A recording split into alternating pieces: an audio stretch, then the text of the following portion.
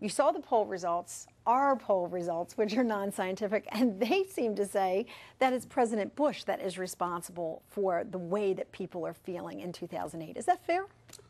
Oh, certainly. He, as I said earlier, the brand has been damaged, the Republican brand, under his presidency. But the Webb poll did say government, and there is another branch of government. And the democratically led Congress, quite frankly, has not done very well. People are dissatisfied with them. If, in fact, President Bush polls better than they do. So in some respect, if people are dissatisfied with government, you can understand they're not happy with either side of the House. Well, you know, people have made fun of Congress for the longest time. Will Rogers used to say that when Congress is in session, no American is safe.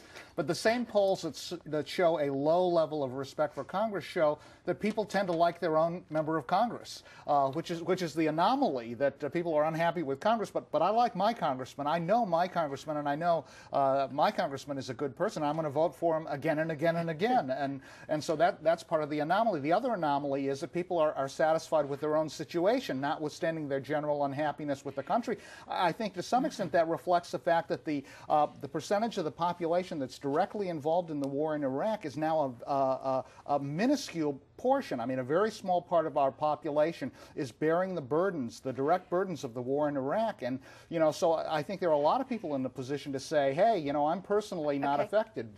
The interesting thing that we started the half an hour with is that it seems like so many people are trying to get into the country. If it's so bad, why are we attracting not only the legals but the illegal immigrants from all over the world? This is when we should start to worry. When Americans get on boats and head to Cuba, all of us should start to worry. And that's not going to happen. Here's the reality. Again, look it through a historic lens and keep this in context. Americans tend to be healthy narcissists, I think. When times are good, they get overconfident. When times are bad, or when there's some bumpy times like there are now in the economy, Americans tend to get over gloomy. Here's a fact. Since 1950, we've had 9 recessions.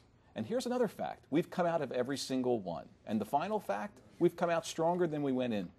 So we will get through. If we are in a recession or are going to be in a recession, and who knows, the media keeps beating that drumbeat, we'll get through it. But our collective angst is not misguided. We really are worried at the pump. It's costing more money to go to the grocery store. I'm on the brink of my daughter going to college in the fall. It's like, how am I going to do this? So we really do have reason to worry. It really is. You know what concerns me, and I wanted you guys to address it, is the fact that if we're moaning and groaning within the borders, what do you think that's saying to the people outside the borders? That's what concerns me, that we are demeaning our own strength, that we don't have the same image and we don't seem to have the same respect or power that the United States has always enjoyed. Well, let me tell you what is being discussed in European capitals, specifically NATO.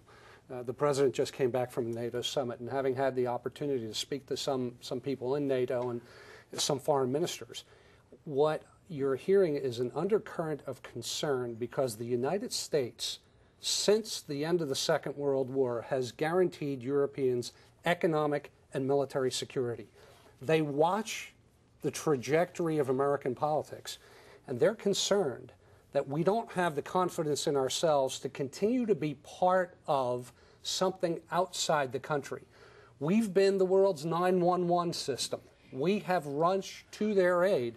They're concerned that we're not going to be there for them. I think the world is watching this election campaign with the same degree of interest that we feel here in the United States. I think people are fascinated by the transparency and the competitiveness of this election campaign, and I think they're inspired by it. You know, I mean, if we are a role model of democracy. We're showing them how it's done. You do it openly and publicly and let everyone see what's going on. And I think there's a tremendous amount of attention, and I think there's a tremendous amount of hope that people all over the world feel for us, in sympathy with Americans, that we're going to make some changes.